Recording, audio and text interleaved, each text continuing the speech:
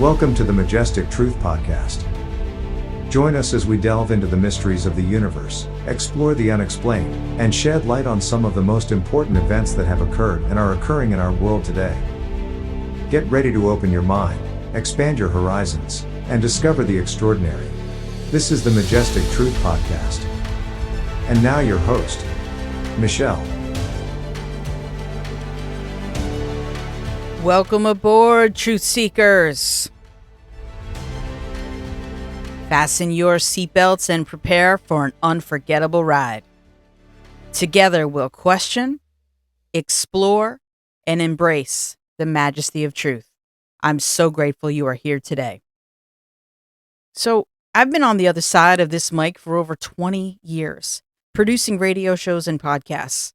I have made it a life mission of mine to explore the most mysterious events, to shed light on the past, to prepare for the future, and remind us to never stop researching and seeking answers to explain these extraordinary events that have occurred throughout history. Today, we're going to explore the September 1st, 1969, Labor Day, Berkshire County, Massachusetts, UFO incident.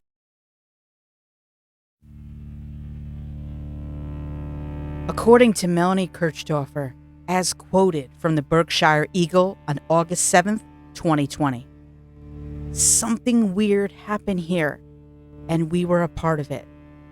End quote. That's Melanie Kirchdorfer from Great Barrington, who at the tender age of 12 found herself in the midst of an unexplainable occurrence on the night of September 1st, 1969. Alongside a bunch of Berkshire residents, she encountered the unfamiliar firsthand. The peculiar events of that night have since etched their place in America's UFO history. So profound was their impact that even a half a century later, a television crew found their way to South County, intent on capturing Kirchdorfer and others' recollections of their uncanny encounters. You can watch this on Unsolved Mysteries on Netflix. It's the Berkshire UFO episode. A petrified Melanie Kirchdorfer sought refuge in the confines of her family vehicle's rear seat as her father pursued a floating entity matching another resident, Jane Green's account. The next wave of her memories transports her to a chamber filled with other juveniles. A recollection shared by Tom Warner, another resident, vividly remembers spotting Melanie before the young occupants began to vanish mysteriously. Next, she remembers waking up at the lake and she had to walk home. Who's Jane Green? Who's the Reed family? Who's Tom Warner? Who's Melanie Kirchdorfer? These are residents of Great Barrington, Massachusetts, and surrounding areas who experienced something extraordinary, something terrifying, all on the same night. And this same phenomena was reported by 250 other Americans in the areas because they all saw something. Their stories were never recorded at the time in the local newspapers because they were all thought to be crazy. They have been vindicated today because so many other Americans have come forward with similar experiences over the years since that fateful evening. We have Navy pilots. We have investigators now testifying before Congress that there is something going on in our skies. It must make anyone who has had these experiences feel some form of validation. Now, let's talk about Tom Warner. He was just 10 years old. He was over a friend's house when he gets up to go look out the window and he hears a voice compel him to go home. So he runs out of the place and he starts just running, but he's frozen in place while running. So he's running, but going nowhere. And the house he just ran from sees this happening. He was just frozen in a beam of light. Tom feels his arms pulled back behind him, and he disappears into the craft. He describes it as being 20 feet or more tall, and it was 30 to 40 feet around. Now, this family's house that he just ran from watches all of this happening. And the lady, Jane Shaw, is seen in the Unsolved Mysteries episode talking about what she witnessed. So she corroborates his story. She says he was gone for about 7 minutes, and he reappears on the corner of the property, and he was laid down on the ground, and he was still frozen there because he couldn't move. And when he finally could, he stood up and watched the UFO disappear into the sky. Tom says when he was on the ship, he recognized another resident that he went to school with, Melanie Kirchdorfer. And while Melanie doesn't recall seeing Tom, she did feel this connection to him after the incident, as if he was a brother or something. So crazy to have so many people experiencing and witnessing the same incident on the same night in 1969. Now, this brings us to the Reed family. We have a single mom here. She moves from New York City to Sheffield for her Norman Rockwell life with her 2 sons. She buys a restaurant, and it's a nice, fresh start, right? Well, that all changes on September 1st, 1969. Tom Reed, merely a child of 9 at the time, recounts a mysterious journey home from their family restaurant.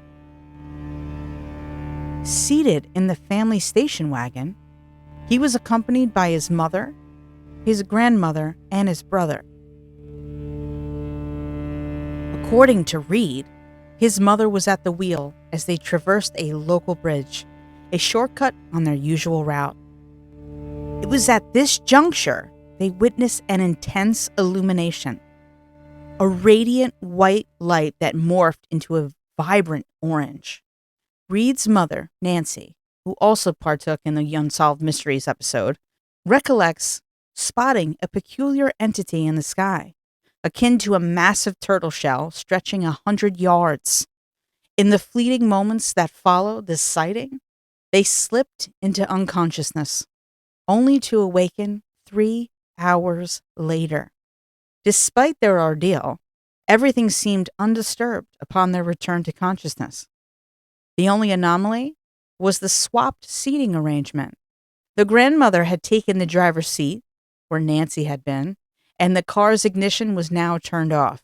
Now, Tom Reed has said that the 1969 encounter was actually the 3rd time that he and his brother had encountered UFOs.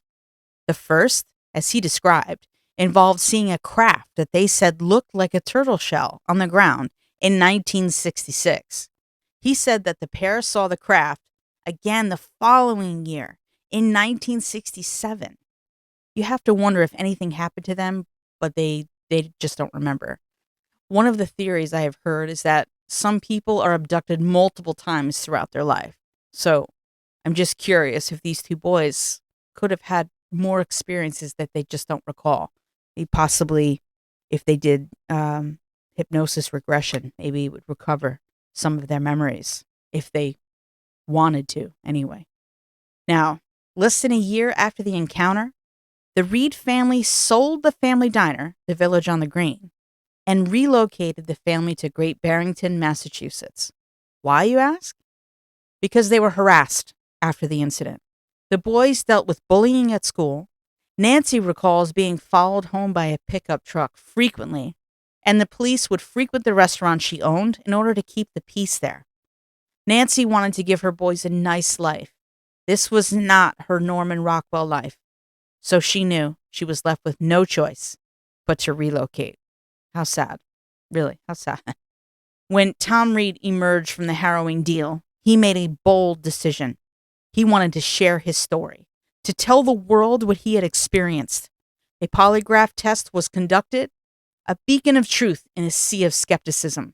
Reed, against all odds, was found to be 99.1% truthful. His words, his experiences, held the majesty of truth. shaking the foundations of our understanding of the universe. Now, what about Jane Green? She was just driving along with her girlfriend in the car when she started to see this bright light. Now, at first, she thinks this is just a police affair, and that's why there are so many lights.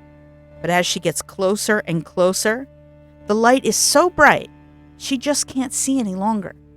Her and her girlfriend get out of the car, and what they see was beyond their wildest imaginations. They see this giant UFO, and she sees it rise off the ground and disappear into the sky. Just insane. This is all of these stories happened on the same day, folks, the same day.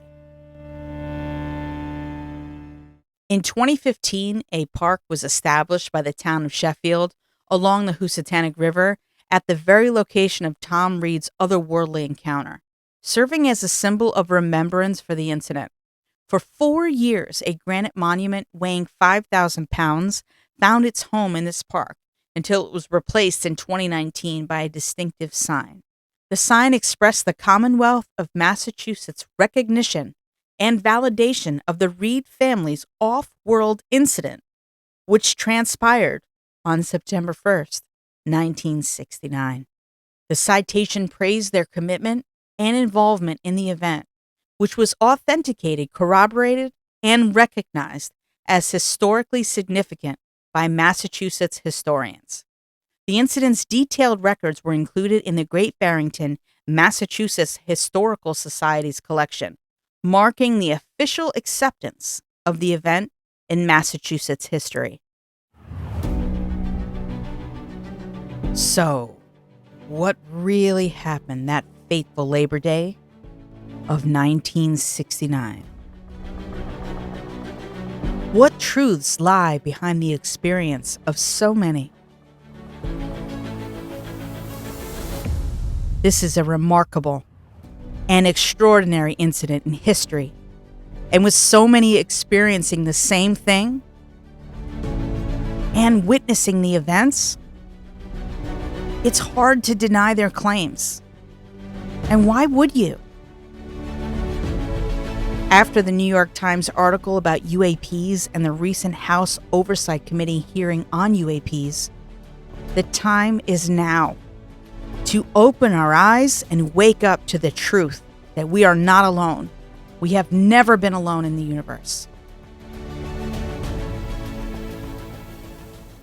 What are your thoughts on the Labor Day Berkshire County, Massachusetts UFO incident of 1969? Send them my way to truth@majestictruth.com. I'd love to hear from you. All right, truth seekers. That concludes this episode of Majestic Truth. I hope you've enjoyed exploring the depths of the unknown with us today. Remember, the pursuit of truth and the quest for knowledge are ongoing journeys. So stay curious, stay open-minded, always follow your dreams, and keep seeking answers.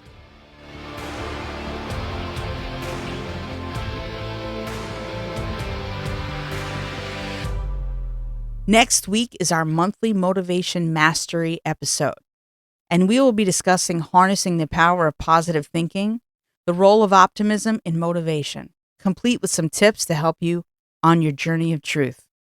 For more information on this episode, visit majestictruth.com/episode 8. Thanks for joining me, Truth Seekers. I'm grateful for every listener and humbled by every subscriber. Don't forget to mark your calendars and set your alarms, because our next episode will be available next Tuesday on your favorite podcast app. Trust us, you won't want to miss it. Until then, keep your eyes on the skies, your mind open, and remember, the truth is out there. For updates, behind-the-scenes content, and a chance to engage with fellow truth seekers, stay connected with us on social media. Find us on Twitter at TruthSeekerPod, Instagram at Majestic Truth Seekers, and TikTok at Majestic Truth Seekers. Tune in next week for our monthly Motivation Mastery episode. Thanks for listening.